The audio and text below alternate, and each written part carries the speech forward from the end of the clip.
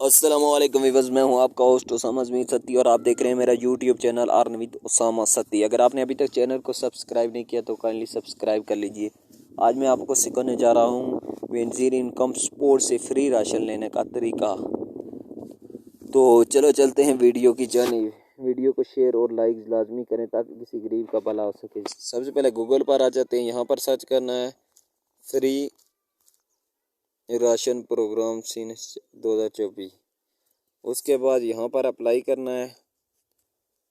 یہاں پر اپلائی کرنے کا یہ کہہ رہا ہے ساز Punjab ration programme CNAC check and on line registration 2024۔ اس کے بعد یہ کہہ رہا ہے کہ فری راشن لینے کے لیے آپ نے message if you are eligible you are can register year by sending, آپ نے اپنا شناختی کارڈ نمبر جو ہے آپ کا وہ 8123 پر سینڈ کرنا ہے۔ اس کے بعد آپ کو میسج آئے گا،